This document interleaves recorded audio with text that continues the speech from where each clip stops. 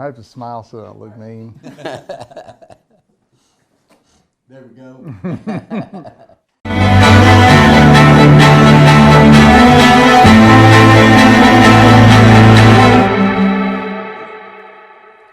Maybe in a minute. Bring.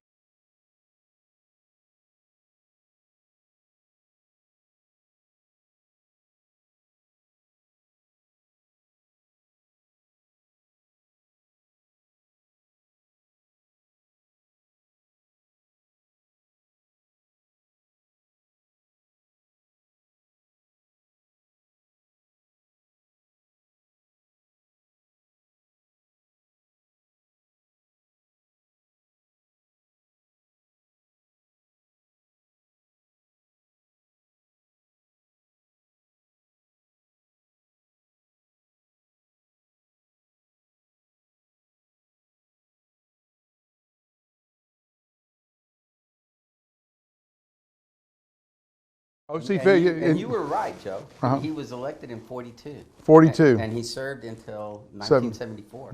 So But wait, there were- back up a second. You say I was right? You were right. Say that one more time. You were right, Joe. Thank you. You were right. And the one thing that I wanted to make sure everyone understood, even though he did represent San Angelo and we claim him as a San Angeloan, he was born in Junction. Oh, was he really? Yes, he was from Junction. Kimball County. Kimball County, and he came to San Angelo to be the assistant district attorney for Tom Green County, and that's what spurred him And so to get involved. that was kind of like, like John Best and Allison Palmer. They were both assistant attorney general. Right, Or, district attorneys. district attorneys. Yes.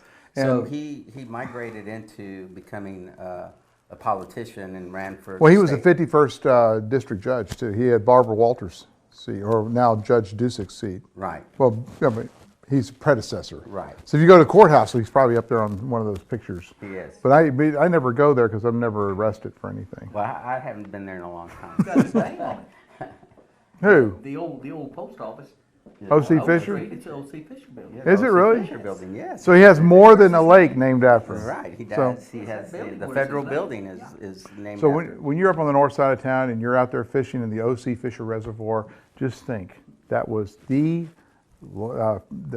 only other congressman from San Angelo, other than what's going to happen with August Pfluger, assuming that he is able to defeat this Democrat from San Angelo. We have both candidates from San Angelo. Actually. That is amazing in itself. Just Right. when you think about from just a purely political, geographic issue. Geographic. You have 400,000 people in the Basin DMA out there, Midland, Odessa. 400,000 people out there. Right. We have 120 in our DMA, and well, I guess then you have Hood County, which is, I guess that's probably about 200,000. I guess. I Right. don't know. So, I mean, that's pretty amazing. No, it is totally. A credit to historic. Angelo State University for educating so many people. Hey, Joe. Yeah. Erath County, 100% reporting. Pfluger won by 20, his total was 28%. See, Erath County, which is Stephenville, which is not really Stephenville, it kind of wraps around Stephenville. No, it is Stephenville, Erath It County. is Stephenville. Yeah, he only won by 28%. Yeah, the next closest was Brandon Batch with 24. Okay. Sterling County, Pfluger won 100% reporting, 84%. So what we're seeing is on the far eastern side of Congressional District 11, Pfluger's not getting the big numbers. He is in San Angelo, which is kind of like the hottest part of the heat map. But he's also really hot in Midland, right? But he's not that hot out in Hood County. 20% of Coke County reporting, Pfluger's at 60.87%. So Did you give Hood County? No, Or did I miss it? Hood County's Granbury. Yeah, that's Granbury. Hood County, Pfluger won 48.6%. So he That's all right. he didn't get over 50 in Hood County, but he still got Good showing. Yeah, it's a good To be showing. that far, that's the Yeah. northern. All right. Who was Granbury was bigger than? So Tom Green County, we have a problem with the election boxes. So Dell, do you know what the heck's going on with our election with the Well, returns? my understanding is we had new machines. New machines that New we machines spent that came in. and we spent millions on, and they raised our taxes to buy Probably. I don't fees. know that. our fees. Our fees. Yeah. In other words, Well, they did- the code word for taxes. They're Yeah, Tom Green County did raise the Yeah, taxes. they raised their. And by the way, Tom Green County raised their taxes primarily because, I mean, they called it the criminal justice tax. But what they did, but the deal is, the law is if you go up, I think, greater than 8% in revenue over last year from your tax increase, then you have to go and have it voted on by the voters. So what they do is they figure out what percentage or how many cents more I can raise it, just raise my revenue 8%. It's all a big guess. 3.5%. Is it 3.5%? Is that what it is?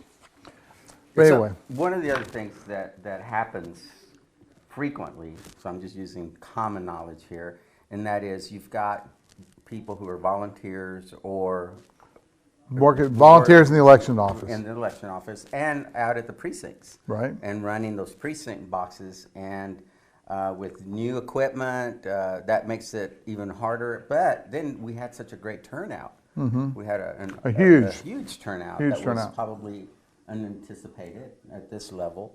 And so that combination was a disaster. The only thing that we can say is we weren't Iowa, the Iowa caucus. We weren't the Iowa Democrat, We were not the Iowa Democrats. so we didn't have the app. We also have an interview with Keith Muncie from Matt Trammell. Okay, and Matt Trammell we're going to try something new, guys. This is like new technology being developed as you hear it and see it. Matt Trammell, I don't know if y'all remember him from Trammell Eats. Matt Trammell, he's also our Carnage guy. We call him the Carnage reporter. He's out with Keith Muncie. Right now in the Keith Muncie race, we have the latest results. I got them in here if I could get to the right page. Look, I feel worse than Walter Cronkite because I'm like flipping through all these pages. My goodness. He is, where in the heck is it? Well, I'm already in the Democrats and I can't find Muncie. He's still maintaining. He's not, oh, it's on both sides? He's maintaining about what he was doing in 30 votes. But before it was about 4,000 to 2,000, right? 6500, about 65-35. Okay. But anyway, Matt Trammell is over. We're going to try to cut into the Keith Muncie campaign over at the Marriott off on Sunset. You want to do it? Yep. Let's try it. Let's see if it works. Hey guys, I'm Matt Trammell. I'm here with San Angelo Live. We're here with the Tom Green County Sheriff candidate, Keith Muncie. Well, Keith, it's all done, but what was one thing that you came out of this candidate? Let me just say that. Hi guys, I'm Matt Trammell with San Angelo Live. I'm here with Tom Green County Sheriff candidate, Keith Muncie. Well, Keith, after the campaign's done, what thing that you learned from all this? You know, San Angelo is a great community. That's a wonderful city. What I learned is that people are willing to show care about serve candidates. I mean, I've been blessed. And what are you thinking so far now that the preliminary votes are already in? What do you think so far? Well, you know, I stay positive. I stay focused. I feel blessed. The outward support that I've had, you know, like somebody tell me, no matter the results, no matter the numbers, I'm still in church. So, you know what I mean? I have to respect the And then, just another thing, what do you want to say to the people that did come out and did support you?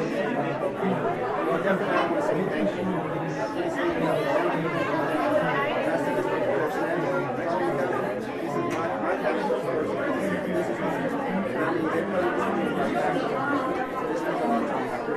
Yep.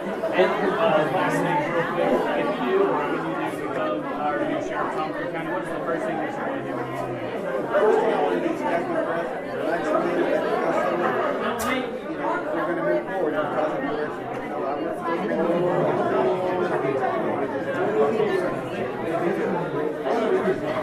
All right, thank you. All right, I'm Matt Trammell, San Angelo Live. Back to you guys in the studio.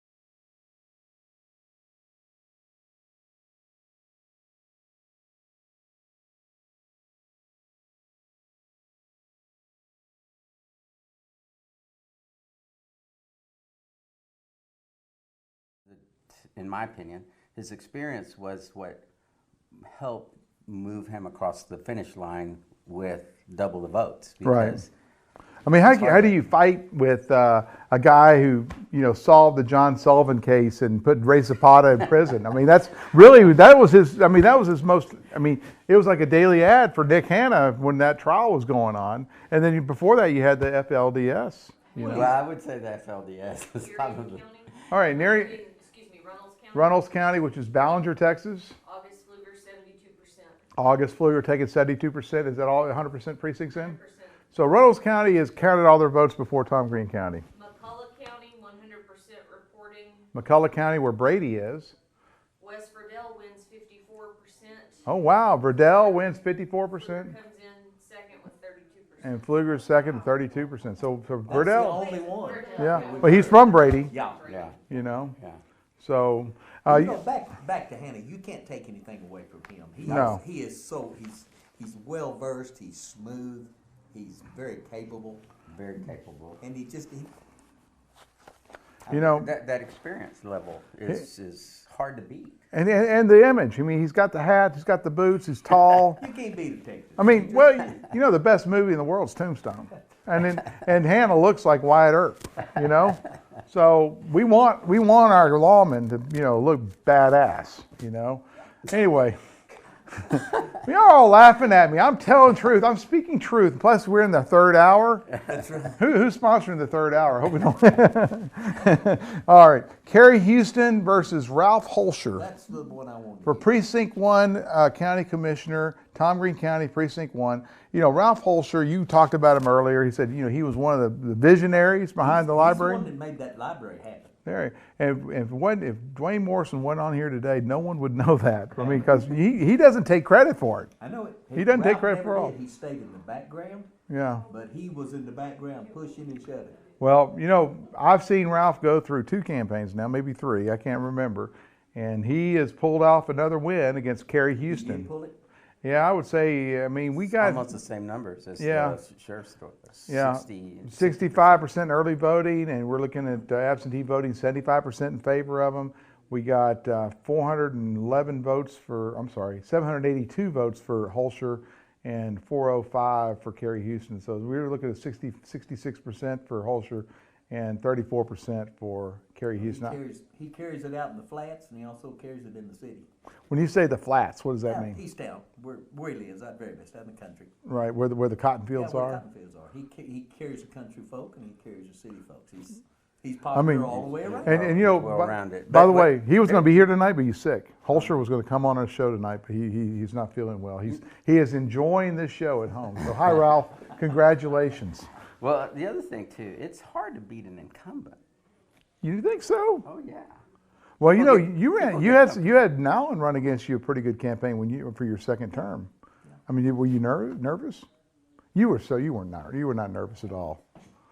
I figured out. I got in it to win. But you did 60-40 roughly on that election, right? So it wasn't really that close. And there's not really. But again, that's an incumbent. Yes. You're Yeah, an he was- incumbent. You've and- got a and he big was- advantage when Really, you're an he incumbent. was not as well known as I am. Right. I thought he gave me a good run for my money. Right. He gave me really a little closer run than I wanted. But Right. You'd rather have like someone like B yeah, run I against like to you. have a 75-25, something like Yeah, that. that, if I ran against you, it'd be 75-25. You would beat the crap out of me, man. But anyway, But Nowlin was a good opponent too. Yeah. I don't take anything away from him. yeah, He he was a good opponent. and he worked hard at it. He I worked mean, very hard. I mean, he didn't sleep on it. What's the, going back, we talked about the Kerry Houston and Ralph Holscher campaign. We talked about the sheriff's race. Let's go back to August Pfluger, 85% in this town. Have you ever seen that before, Dell? Never. And you grew up here, and you've been around politics, and Well, and the other dynamic that's playing out here also is the fact that San Angelo got so behind him, and I think that spilled over to our surrounding counties Right. as well. And he worked diligently throughout the district did you to see? secure him. I watched his campaign just start firing on all 8 cylinders right away. Right. I mean, I didn't see any missteps. Well, he went to get some very highly sought after political advice from some of the best folks in the state to help him model his campaign. Right. You got Karl Rove giving you advice. You've got some really good. And you advice get coming in your you way. get them to convince Donald Trump to tweet an endorsement. That was amazing. And then retweet it. He retweeted it yesterday. So That was Donald Trump amazing. endorsed August Pfluger. For a sitting president to endorse another Republican over other Republicans Right. in a primary like this is a huge cue. Unless you're Roy Moore in Alabama. Well, yeah. Inside joke. Some of y'all may not get that on Facebook. The guys on Twitter will, though. But for him to do that, of course, he was serving on the national security team for President Trump. So his ability to get that support from the administration. And to not is- be, one important thing when you go that big is not to be intimidated by all that. So he walked into there as a job and he wasn't intimidated. So he was kind of like a normal surroundings. So, it's almost like, well, if I step out and go down here and run for CD11, I'm going to help out the cause, but I'm going to step down from here to I'm taking this big risk. Right. That's kind of like what we were talking with Mayor Gunner about the risk he took and how he went for it all. Right. Right. And with the other thing too, I wanted to mention was he also had a day with George W. Bush. Did he really? Yes. He got to spend some time with George W. to talk about campaign strategy and. What did George W. tell him? Well, I can't tell you. You didn't get the briefing papers? I did not. What did he go to Preston? Where was he living? Prestonwood? No, he went to his office, but. I went to South. Oh, you know all about it. Dell's such an insider. So, and so from the very beginning, he fought it out strategically, and who could he find and talk to about what he should be doing to run a campaign, and obviously the hard work has paid You remember off when? big time. You remember we were talking about this when Conway, when Conway announced he was not going to run. We knew it was going to happen. Right. We said, what would it take to run for CD11? What did we say? You got to get $250,000 right off the bat, Yeah, you and then can go start off. park yourself in Midland, right? And That's collect what we as much said. money as you can. And that's what Pfluger did. Yeah. I mean, he right away he got $250,000, and then boom, all of a sudden we saw all this money, and then the first campaign finance haul he reported, what is Right. it, 1.3 million? My goodness. I mean, incredible. And then we have guys down there that are running for Will Hurd's seat in Congressional District 23. We have Tony Gonzalez, who we've interviewed on here. And Manny, you want to pull up some of that tape? We can show a little bit of Tony Gonzalez. But Tony's a sharp Hispanic leader and an ex-Navy guy. He's not a corpsman. He was some kind of intelligence brown shoe stuff. He didn't fly jets or anything. But, I mean, really sharp guy. And he can't even raise $200,000. He's having a hard time. And he's got Bexar County one end. He's got El Paso in the other. That's a huge District. But you've got the dynamics there is you have El Paso and San Antonio. That's where you Right. have to focus to win that seat. Right. Yes, sir? Oh, did you need me? Oh, and we were going to talk about, once you bring him in, he wasn't, you want to come here? Manny he's started to make jokes. Anyway, in Tom Green County, how would y'all like to know how the presidential race in the Republican side turned out? Did Trump win? Well, with about half the precincts, somewhere around half to not half of the precincts reporting in Tom Green County, Trump gets, I think we're close to half. We're at 8,858 votes for Trump. He got 94.34% of the vote. Now, I want to know where these 5.7% of the vote guys, Joe Walsh, who the hell is he? He got 58 votes. Bill Weld got 67 votes, but the real big one was uncommitted at 350. Was that you, Del? You're part of the Bush thing, No, sir, Y'all don't I'm like Trump anymore. No, I'm a big Trump supporter. Are you I really? believe in Donald Trump. Were you always a Trump supporter? Always. No. All right, there you go. He's going to admit. Not 2016. I had to. You were a Cruz guy, weren't you? No, sir. I was Jeb Bush.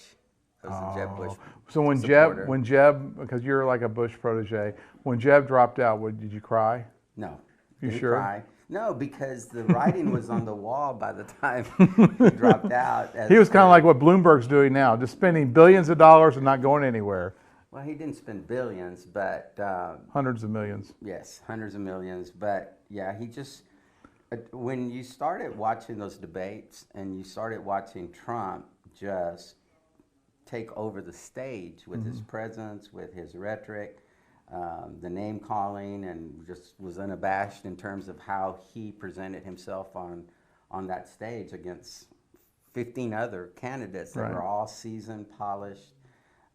It was amazing. And so as soon as Jeb dropped out, I became a Donald Trump fan. You didn't jump over to Cruz, and No. you didn't ride the never Trump train. No, no. And you know, one of the eye openers for me is, you know, living in Washington as long as I did, and then coming home. By the way, the audience may not know Del Velasquez. He runs Downtown San Angelo Inc. So he sells real estate. But back in the day, he was one of the aides for George H.W. Bush. He worked Right. on that team, and Right. you got a lot of experience. And also, you worked in telecom for AT&T Right. as an executive there. Right. And you weren't executive sales; you were an executive, Right. right? Yeah, I like you worked flew in around government affairs. You flew around on jets. I worked in government Yeah. affairs, yeah. So when you see that dynamic playing out, and knowing, and I was going to go back to when I moved back to San Angelo, and you start seeing the world from a different perspective, because when you're in that bubble, you are in that bubble. You Right. don't see what the rest of the world sees. So when you say like you're in D.C. and you've lost touch with the middle of America, that's true. That is true. It's very true. And you even lose touch with even outside of the inside the Beltway, because it's all about inside the Beltway. And you know, there's a cliche about you can't see the forest for the trees. That's so true. What happens there, you just get so inundated with the daily process of working in the legislature or working through legislation that you lose sight of reality. You really do. And working at the White House, you lose sight of reality, because everything is so, the resources that you have access, that are available to you, are just through the roof. Right. And there's Well, you no- have the entire Library of Congress, right? Well, you have everything, really. Right. Well, It's amazing. let's get back to San Angelo. Let's talk about a little history of San Angelo. I mean, one of the reasons why Dwayne and I want to do this, he kind of represents the north side. I kind of represent the outside. All right. But I'm always accused of not giving the north side enough, I guess, attention or whatever. But you know, we do. I mean, if there's a murder on the north side or south side, we're going to report it, right? If there's a crash on 17th Street, I'm going to report it. If there's a crash in Butler Farms, I'm going to report it. But let's talk about the dynamics of San Angelo, and particularly when you're looking at these precinct, these commissioners races, city council races, mayoral races, citywide races. One of the things you always hear is the north side never turns out to vote. Is that true, Dwayne? Well, I'm not gonna say that in my case. They turned out for me when I ran. Okay, so how do you get the north? Well, first of all, why does the north side have that reputation? Because it's true. It's economics is a lot of it. You know, on the city council right now, you've got Harry Thomas. We've got Lucy that has the Holloman district. Right. You've got Lucy with the Holloman, and you've got Tom Thompson that has the rest of it. Right. So there's 1 1/2 councilman out of 7 on the city council that have anything to do with Lakeview, and the rest of them are all away from Lakeview. I So see. you've got 5 votes. If it's between the north side and anywhere else in town, you've got automatically 5 votes. And then Lakeview, you got 1.5 votes. Well, if you can get them. Well, one of the things, like when you were representing Lakeview, I mean, you're an advocate for it. And one of the things, like Sandy Whitley said, you need to go find Dwayne Morrison. He's a city councilman. He doesn't care what people say. He's for his people, and he's a great interview, is what he said. And that's when I found you. And one of the things that I've noticed since I've been recovering the news is like we have 2 tiers districts. We have a North Tiers district and a South Tier. So, are you responsible for that? Well, I'm not responsible, but I had some input. You did. Well, for So y'all. that proves. But let's that explain. wait. That proves that the North City Council members and others you were able to work with them to get those 2 tiers set up. There's a whole lot of history between those 2 tiers groups and the way that came about. I'm not going to get into it. No, we don't need But to. there was some real history there. Well, let me explain to people who, like, most people don't even know what we're talking about. So there's a tax investment or tax income reinvestment zones, They're called TIRZs, and you have money that is, the property taxes that are raised in these zones doesn't go into the coffers of the city or the coffers of the county. It goes back into the zone. So you have this pot of money that you can use. For example, downtown, they redo a lot of the facades of the old buildings there, for example, down San Angelo. And other things that happen. And then, so like in Houston, there's a big Tears zone on Washington Avenue, and they've created this big, bar scene down there with that money. So I mean, there's it does cause it changes economic dynamics of things, and Incentivizes. so that money, instead of going to the county, to the school district primarily, it goes back into a pot of money that can be vetted out in grants to individuals, I guess nonprofits. No, nonprofits cannot. What about Lee Pfluger's?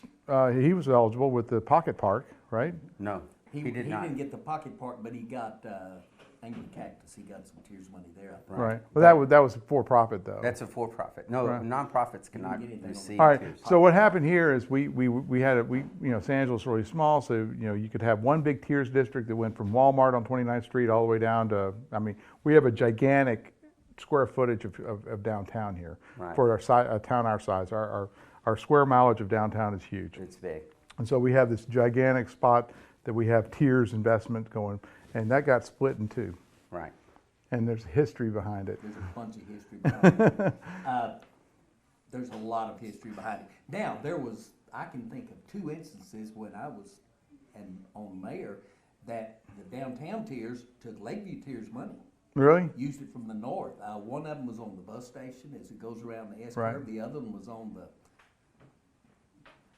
library, I think. In the North Tiers, that area around the bus station is in the North Tiers too. Is They it? got it to go past south when they were talking about some development. I know there was 2 times, and it was 100 and something, and then there was another time, I think it was at the library, But- where we were actually voted down.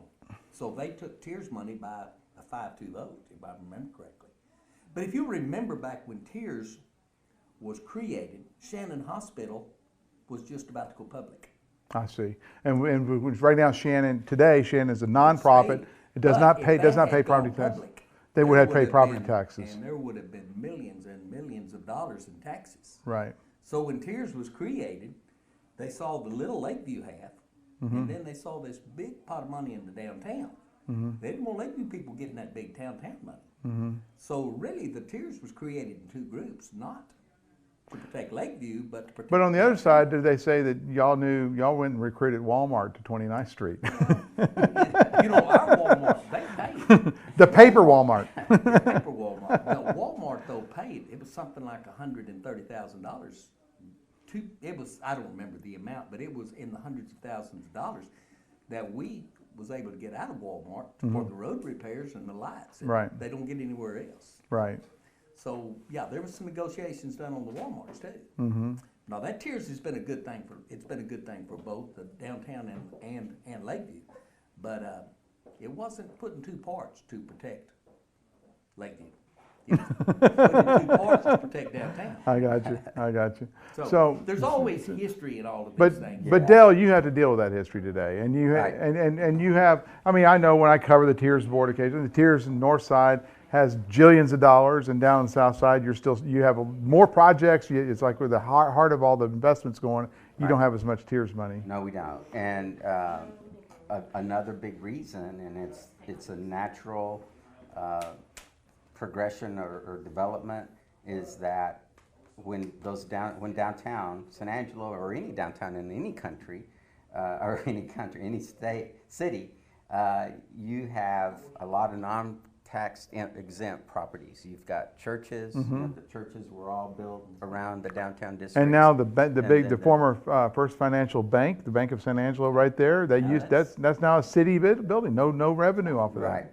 And you also have the churches and government.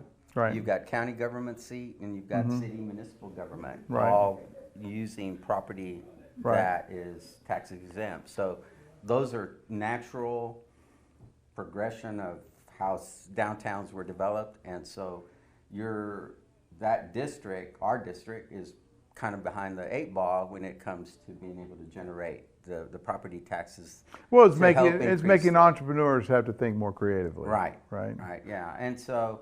And but- also, I would imagine that the next step for downtown is to jump the Houston Heart and keep going north. Well, yeah. When downtown San Angelo Inc. was created as a Main Street city, they set geographic boundaries. The geographic boundaries that were set were to give us room to grow.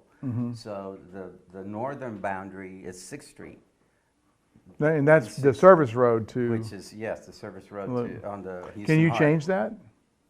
Yeah, we probably could if you appeal for it, but we're not going to. On the east side, it goes to Main Street, Okay. and it drops all the way down to the south end to Washington. Okay. And that's the farther south boundary of what is called the Main Street Downtown District. Right. And then as you know, Washington rolls back around east-west and then north up Right. to the north. Over there by Beauregard, going north on the. Well, past Beauregard all the way up to 6th Street. Okay, I got So you. that is the geographic boundary of the Main Street program's downtown district. But in reality, our district, the Central Business District, which is where the focus is and development is much, much smaller. So that's pretty much centered around the Beauregard Chadburn intersection plus 1 mile. Probably not even a Half mile. mile, Yeah, okay. half a mile maybe. Yeah. But yeah, so that's where the focus has been in terms of where people who are going to All right. invest in downtown So do. let's get off of downtown. Let's talk rumors. I want to talk some rumors. Let's have rumors. Some rumors. I wonder if anyone's still on here. Manny, how many people still on? We're going to get to the good stuff. gone. Manny's gone to sleep. All right, the rumors are that Shannon's about to buy Community.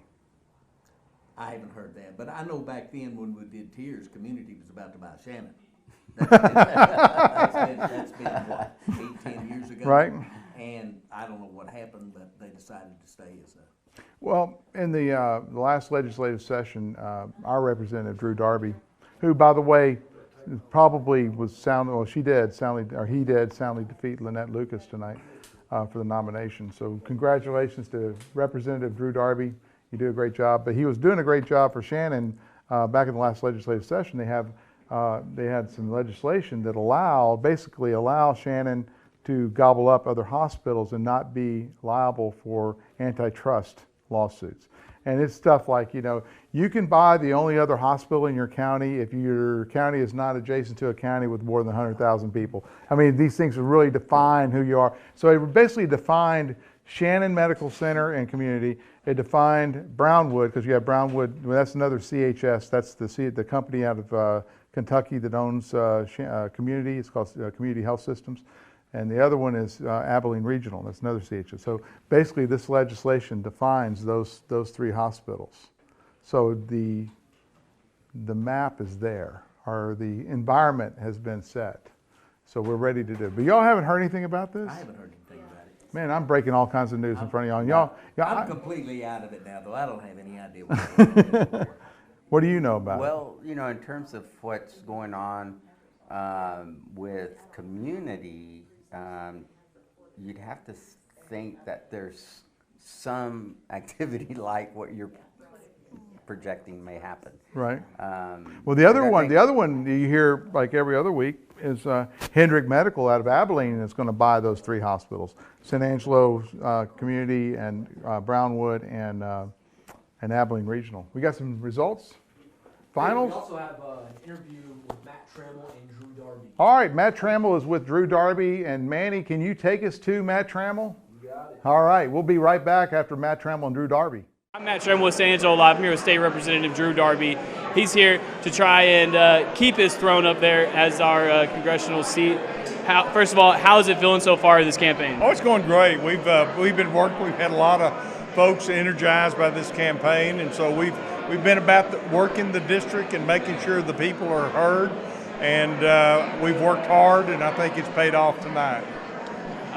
With being up early in the preliminary voting, how did it feel just being here today and you not having so much pressure on having to come back or anything like that? Well, it's always good to be ahead. No question about that. But but you know, this is about letting the people of the district vote, and so I want to make sure that we get all the votes in. But I'm greatly encouraged by the early voter turnout, and look forward to the final results.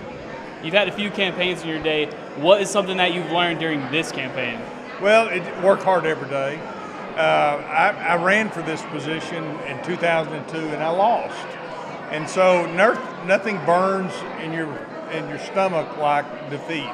And so I didn't work hard enough. What I learned in that race has served me well in every race after that, and that is to work hard every day. Don't take a day off. You keep working. You keep your focus on the goal, and you try to meet as many people and tell them your story. And I think you win out in that regard. All right, perfect. And then let me think. Can you just say a thank you to the voters out there who showed up? Absolutely. I just want to say thank you to the voters in House District 72.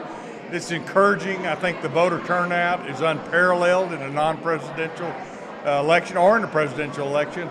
I'm greatly encouraged by the enthusiasm that voters, particularly Republican voters, have shown in our district. And I would just tell you, the job's not done. We've got work to do in the fall, and we want to keep Texas red.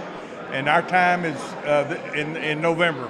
And so, what are these? What are some of the things that you are planned to be doing if it comes to fruition that you do keep continuing being our representative? Well, I don't have an opponent in the fall, but so what I'll be doing is helping other Republicans win all over the state. My job is to make sure that we have a Republican-controlled Texas House, and we of course keep the Texas Senate, and we elect John Cornyn, and we elect President Trump. That's our goal. All right. I'm Matt Trammell with San Angelo Live. Back to you guys in the studio. Trammell out there with Drew Darby. What do you Darby? Yes, I do. He is good for San Angelo. So what is good about Drew Darby? He's just a good guy. He's a good legislator. He cares about our community. He is strong enough that he can dictate what he. When you were mayor, can you think of a big issue that he really helped you with? No, but so you basically do nothing politician? I watched what he did. I'm joking. I'm joking. You know, Derek Darby's son will come after my. It's gonna be bad. I'm just joking. Just a good legislator. It's getting late. One of the things about Drew Darby last year is, you know, he made a run at House Speaker, and now we have a congressman from San Angelo. Why not have a House Speaker from San Angelo? Good. And wouldn't that be cool? I mean, Mayor Gunner could just say, you know, Darby, can you get that road? Can you get Knickerbocker repaved for me? And then, boom, there'll be steamrollers down here doing it.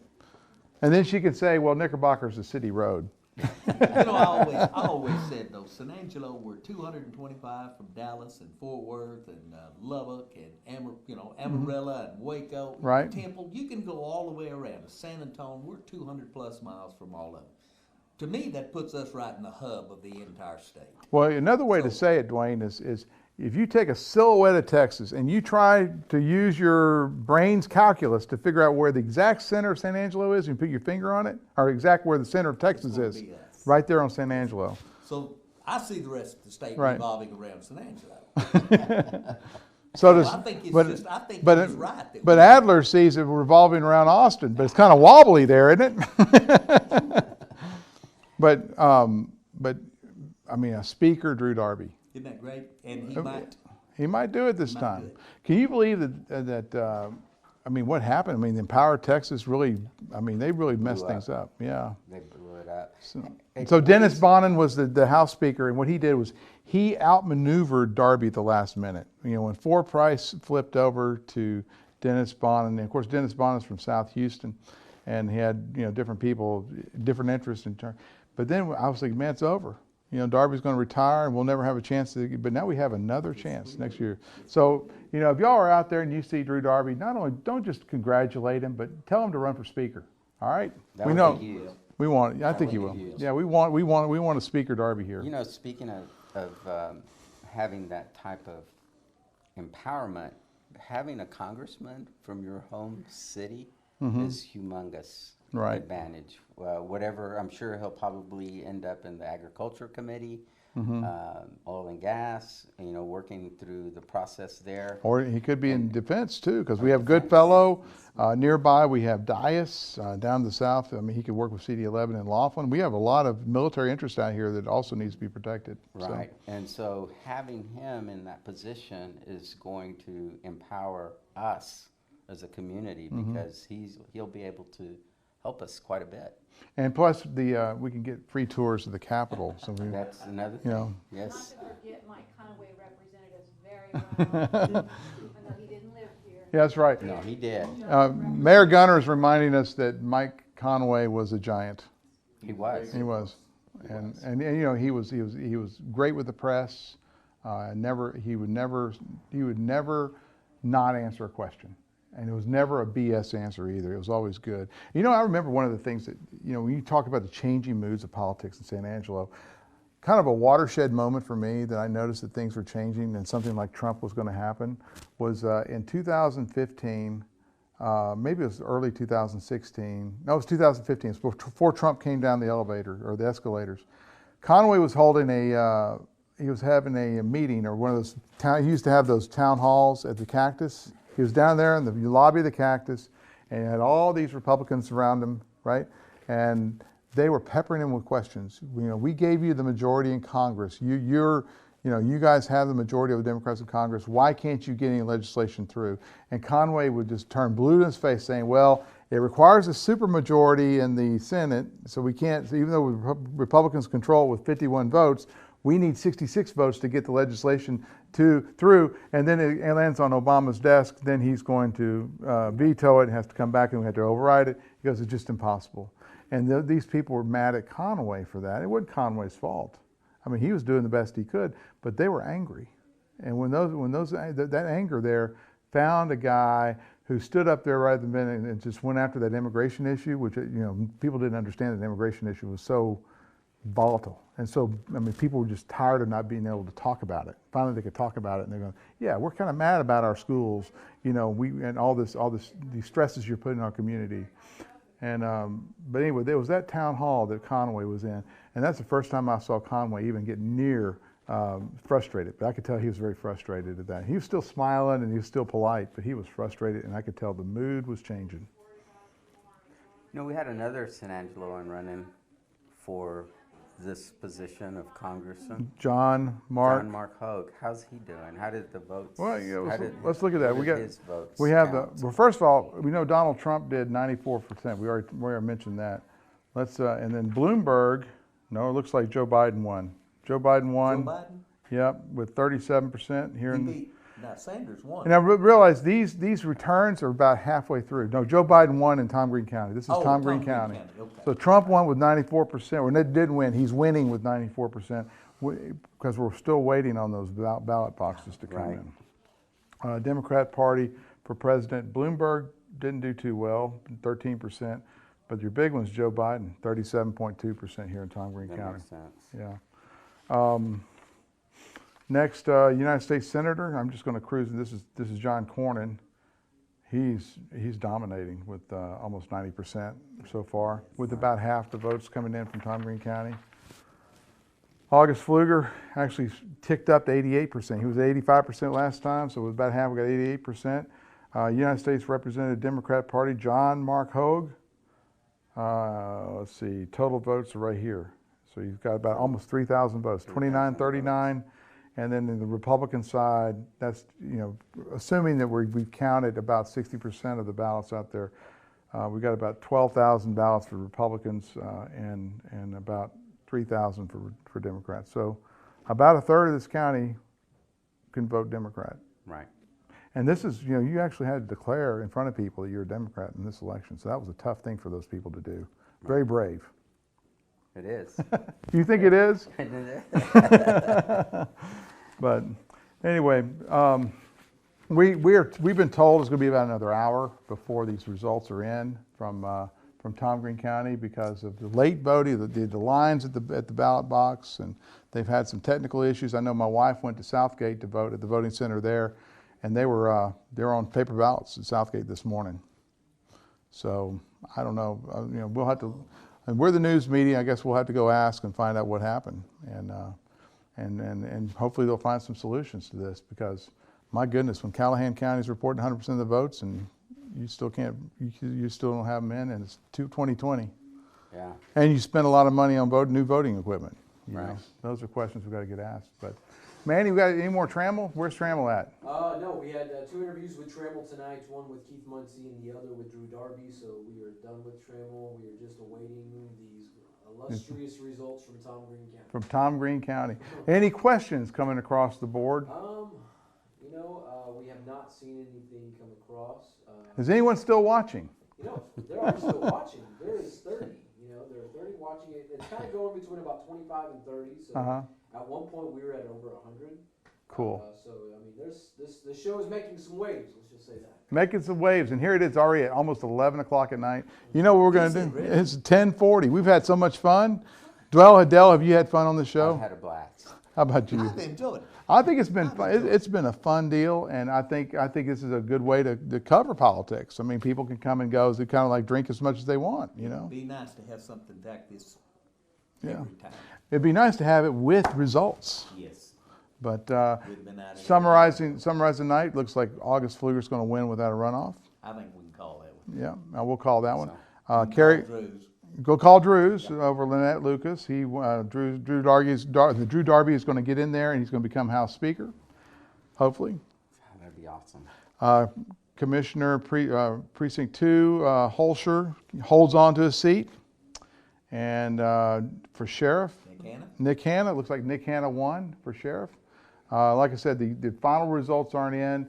Things could change, but we doubt it. And let's just call it a night. I think it's time. All righty. It's been fun. Well, for Mayor Dwayne Morrison, I'm Joe Hyde, and this is Del Velasquez in the middle, our last guest who gets to sign off with us. And we'll see you on the next election. Thank you for being with us. Thank you for joining us with San Angelo Live.